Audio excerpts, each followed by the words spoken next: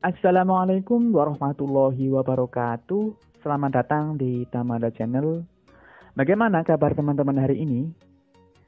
Saya doakan semoga sehat, kuat, dan selalu dilindungi oleh Allah Subhanahu wa Ta'ala dari segala macam mara bahaya dan musibah. Amin ya Rabbal 'Alamin. Nah, pada kesempatan kali ini Kak Ros akan berbagi sedikit pengetahuan tentang pengertian organisasi dan manfaatnya.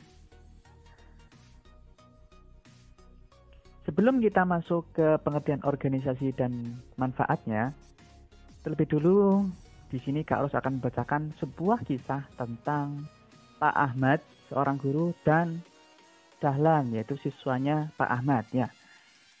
Nah, di pagi yang cerah, pada suatu hari, Pak Ahmad itu masuk ke kelasnya dengan wajah yang berseri-seri sambil menyapa anak-anak.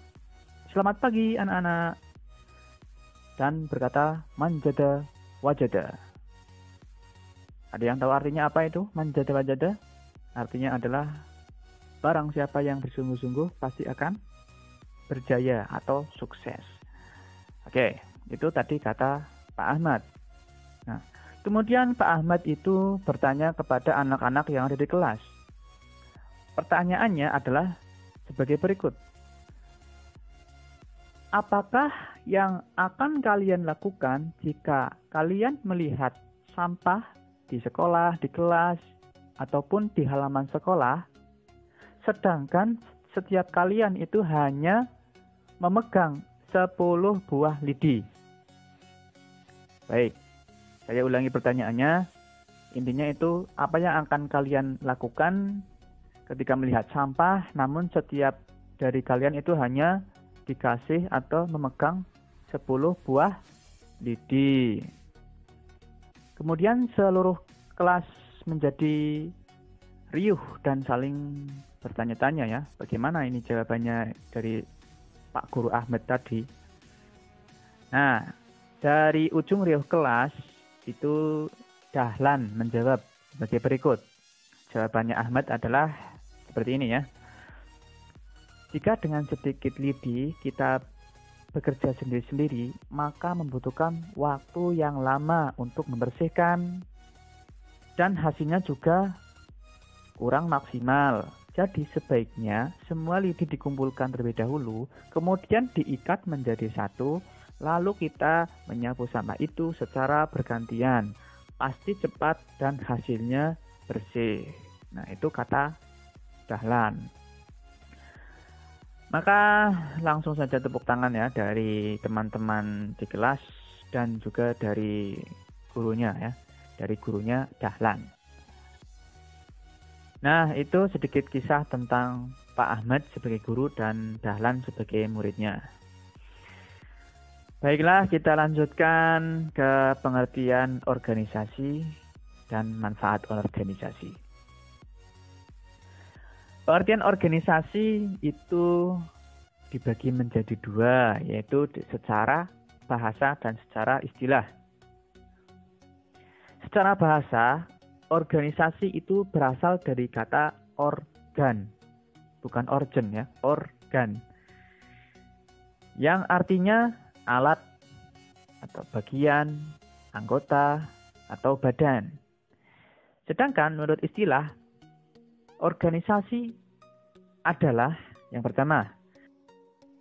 Organisasi adalah suatu sistem mengenai usaha kerjasama yang dilakukan dua orang atau lebih untuk mencapai suatu tujuan. Kemudian ada yang mengatakan juga bahwa organisasi adalah setiap bentuk persyarikatan manusia untuk mencapai maksud dan tujuan bersama. Ya, jadi intinya organisasi adalah suatu sistem kerjasama yang dilakukan oleh dua orang atau lebih yang mereka itu memiliki tujuan yang sama, gitu ya. Kemudian suatu organisasi itu pastinya memiliki unsur ya. Memiliki unsur untuk menopang suatu organisasi. Nah, namun secara hakikat, unsur organisasi ini yang utama, yaitu pertama ada manusia ya, kemudian ada kedua kerjasama, dan yang ketiga itu tujuan.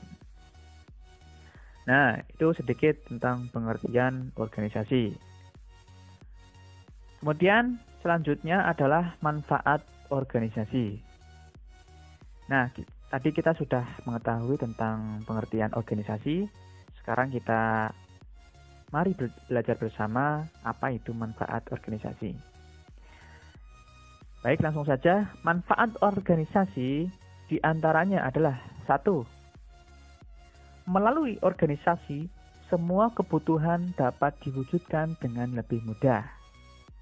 Kemudian yang kedua, organisasi mendidik pribadi yang toleran dan lebih bertanggung jawab terhadap sesama. Kemudian yang ketiga, melatih hidup bermasyarakat dan menguatkan rasa ukhuwah. Ukhuwah itu adalah persaudaraan ya. Kemudian yang keempat, belajar bagaimana kita itu menghargai orang lain sekaligus menambah wawasan dari pengalaman orang lain. Kemudian yang kelima, meringankan beban pekerjaan serta menghemat waktu dan daya. Kemudian yang keenam, masalah akan selesai dengan lebih mudah dan lebih baik. Yang ketujuh, sebagai sarana untuk memecahkan masalah dan meraih tujuan bersama. Nah, itu tadi manfaat organisasi. Ya, untuk contoh simpelnya ya, ketika teman-teman itu sedang ada tugas kelompok ya, ketika di sekolahan mungkin ada tugas kelompok dari gurunya, guru memberikan tugas kelompok kepada teman-teman semua. Nah, di situ kan kita diminta untuk saling bekerja sama, memberikan ide, saling menghargai pendapat orang lain, dan dari pendapat orang lain kita menjadi menambah wawasan dan sebagainya. Mungkin itu yang dapat Kak Ros sampaikan untuk kesempatan kali ini. Kurang lebihnya mohon maaf. Bagi yang mau menambahkan atau mau menyanggah silakan komen di kolom komentar. Sampai jumpa pada pertemuan berikutnya. Wassalamualaikum warahmatullahi wabarakatuh.